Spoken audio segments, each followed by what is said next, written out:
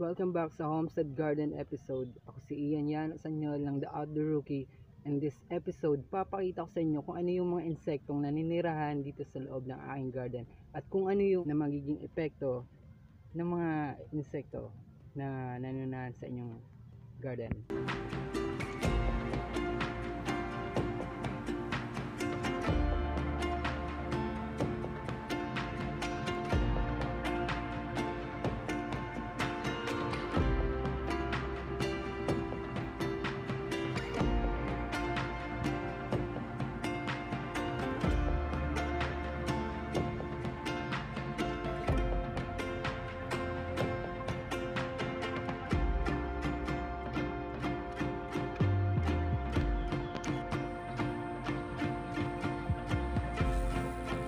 Okay, ipapakita ko sa inyo kung ano yung magiging itsura kapag yung halaman nyo ay nadapuan ng mga insekto.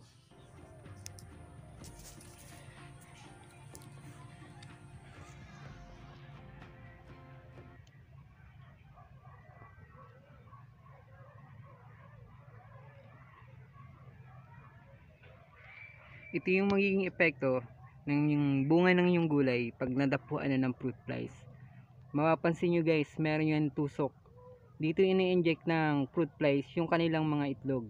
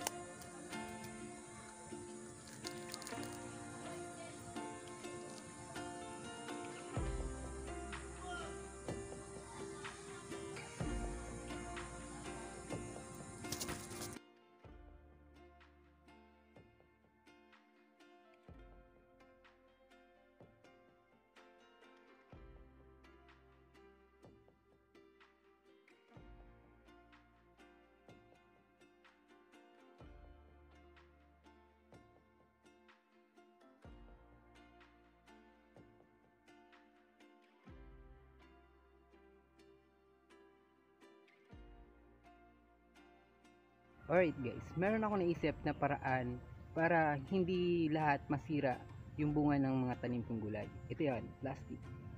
Lalagyan ko ng plastic yung bunga para hindi ma-infect ng mga fruit flies lahat.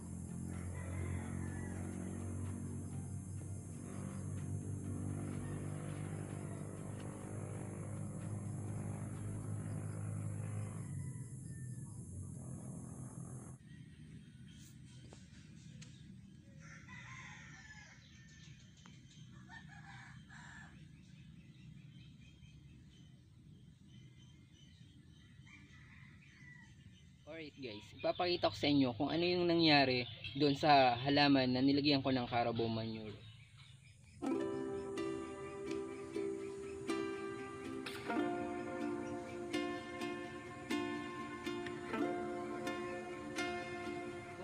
ay napaka-safe and effective na gamitin para sa ating mga halaman. Isa itong bio-organic fertilizer na makukuha natin sa ating mga alaga. Tulungan nito ang ating mga halaman na lumaki ng maayos at maiwasan ang stunting.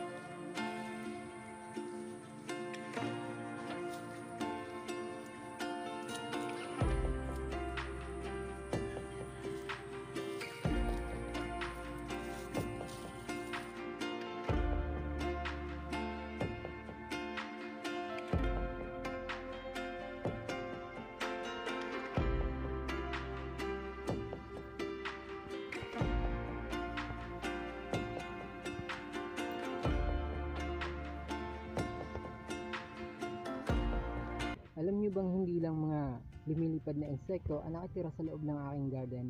Dahil meron din ditong nananahan ng mga crawler creatures.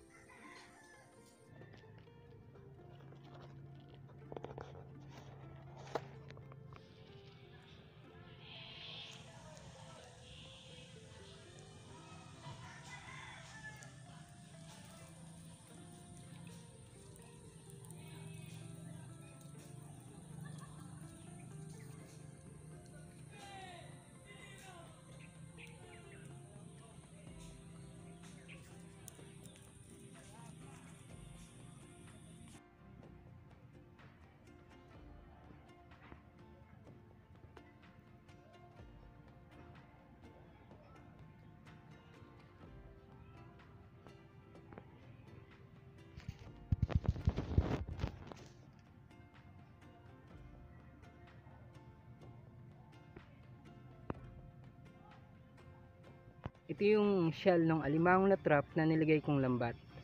Ang tawag dito ay isang mangrove crabs. Nakatira to kadalasan sa mga sapa, tapos sa tabi ng ilog. Kung mapapansin nyo, maraming butas dito sa loob ng aking garden kasi malapit to dun sa may sapa sa pinagkukuhanan ko ng tubig. Mga 50 meters mula dito hanggang doon ay ilog na yon. Kaya possible na may nakatira dito mga mangrove crabs.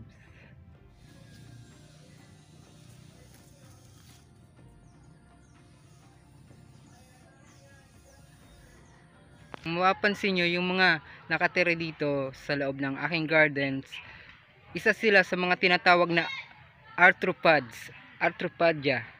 Arthropods, isang katawan na meron tatlong bahagi.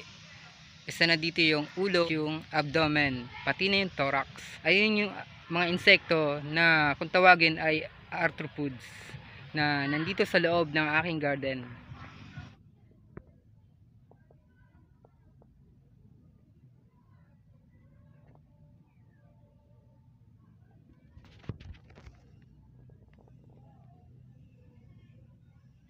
Alright guys, kanina nakalimutan ko sabihin kung ano yung pangalan nito. Ang pangalan ng mangrove crab na to ay Cicermidae. Family to ng mga alimango, pero kadalasan makikita to at nakatira sa mga mangrove.